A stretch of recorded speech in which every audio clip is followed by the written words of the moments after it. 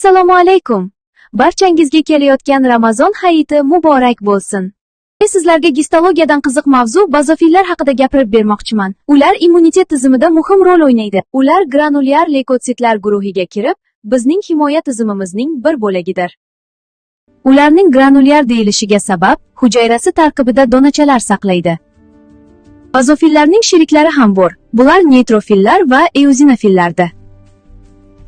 Bazofillarning neytrofil va eozinofillardan farqi biroz maydaroq bo'lib, ularning donalari boshqacha va funksiyalari ham turlicha. Qondagi o'rtacha diametri 7-8 mikrometr, qon surtmalarida esa 12 mikrometr. Buning sababi qonda ular erkin shaklda bo'ladi, surtma olinganda esa ular yoyiladi.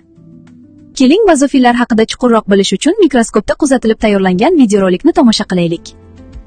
Biz bazofillarmiz. To'g'ri, biz juda kam, ya'ni umumiy nufleponda 5-1% uchraymiz, lekin juda muhim vazifalarni bajaramiz. Siz meni shu ranglarda ko'rib turibsiz, men ishqoriy bo'yoqlarni yaxshi qabul qilaman va har xil rangda uchratasiz.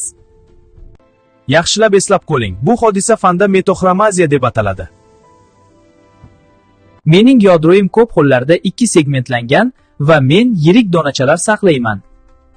Bilasizmi, men o'z donachalarimda geparin, gistamin va serotonin kabi oksillar Va bundan tashqari gistidindan gistamin sintezlaydigan ferment gistidinda karboksilaza saqlayman. Mening hayot siklim 10-12 sutka bo'lib, shu vaqt davomida o'z funksiyamni bajaraman.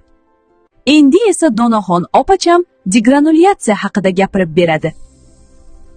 Albatta, demak keling endi degranulyatsiya haqida ham gapirib beray esa. Degranulyatsiya bu bazofillar donachalarining allergen ta'sirida qo'zg'alib hujayra tashqarisiga chiqishi. Bazofillar biriktiruvchi to'qimaning semiz hujayralariga tarkibiy jihatdan yaqin. Shuning uchun ular ham allergik reaksiyalarda faol ishtirok etadi.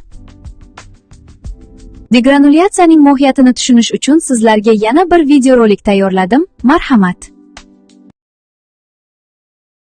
Allergik reaksiyalarda eng muhim jarayonlardan biri bu semiz hujayralarning faollashuvidir. Semiz hujayralar sitoplazmasida ko'plab granulalar saqlaydi. Ularning membranasida IgE antitanachalari uchun maxsus retseptorlar mavjud.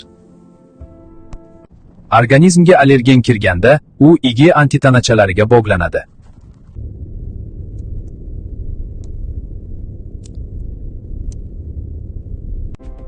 Natijada semiz hujayra ichida signal uzatish jarayoni boshlanadi.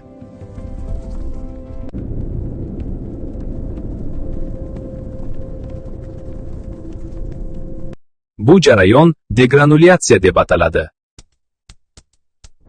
Granulalardan gistamin va boshqa mediatorlar ajralib chiqadi. Gistamin qon tomirlarini kengaytiradi va ularning o'tkazuvchanligini oshiradi.